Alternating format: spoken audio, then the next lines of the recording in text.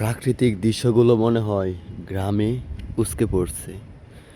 আর গ্রামে আসলে মনে হয় যে প্রাকৃতিক কী জিনিস, প্রাকৃতিক কী ভালো, সুন্দর এবং দেখতে অনেক ভালো। গ্রামে বাতাসগুলো মনে হয় খুব ভারী তীব্র গতিতে ছুটে, তাও অনেক গরম লাগে। আর প্রচণ্ড রোদ, কৃষকরা কৃষিকাজ করছে এবং কি চাষের জমিগুলোও চাষ করতেছে। আকাশটার দিকে তাকাইলে মনে হয় অনেক সুন্দর, পাশ দিয়ে কিছু চড়ুই পাখির ঝাঁক চলে গেছে, অনেক সুন্দর। যেদিকেই তাকায় মনে হয় মাঠ কি মাঠ, চাষের জায়গা, চাষের জমি। এত সুন্দর সুন্দর যে বলে বোঝাতে পারবো না। একমাত্র গ্রামে আসলে বোঝা যায় যে প্রাকৃতিক কী জিনিস। এত সুন্দর সুন্দর এই যে শিশুটিকে আপনাদেরকে যদি একটু দেখাই, ওরা কি সুন্দর হেঁটে হেঁটে চলে যাচ্ছে ওদের গন্তব্যে। অনেক সুন্দর, কত ভিউ, ভালো একটা জায়গা ঘোরার মতো, ফেরার মতো। ওই পাশে বিশ্ব রুট, হাইওয়ে রুট, কত সুন্দর রুট। গ্রামেও যে এত সুন্দর রুট হয় না দেখলে বিশ্বাস করতে পারতাম না। আর তাল গাছ, কিছুদিন আগে হয়তো তাল সব পেরে নিয়েছে, এত সুন্দর তাল গাছ।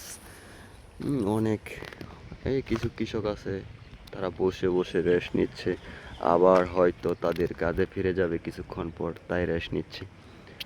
আর এই সৌন্দর্য একমাত্র গ্রামে পাওয়া যায়। হাঁসগুলো কিভাবে খেলা করছে, কেউ হয়তো দেখতে পারে না হাঁস কিভাবে খেলা করে। গ্রাম তো গ্রামই না, বাতাস তীব্র গতিতে ছুটছে। এরই মাঝে শুনতে পেলাম আজ থেকে নাকি আর বৃষ্টি হবে না। বৃষ্টি না হলে নাকি কৃষকের একটু ক্ষতি থেকে বাঁচা যায়। যেমন জ্বালা ফালাইছে, ধানগুলো ফালাইছে চাষ করার জন্য, ওইগুলো নাকি অনেকে হয়ে গেছে। গ্রামের মেঠো পথ ধরে দেখা যাচ্ছে নানা প্রজাতির গাড়ি, প্রাইভেট কার, মাইক্রো, এমনকি অটো সহ ইত্যাদি ইত্যাদি। আবার চলে আসলাম আমাদের সেই পুরনো বাড়িতে। তো সবাই দোয়া করবেন আমাদের বাড়ির জন্য আর এই গ্রামের জন্য। আজান দিয়ে দিছে। তো আজকের মতো এই পর্যন্তই, সবার কাছ থেকে বিদায় নিচ্ছি। আল্লাহ হাফেজ।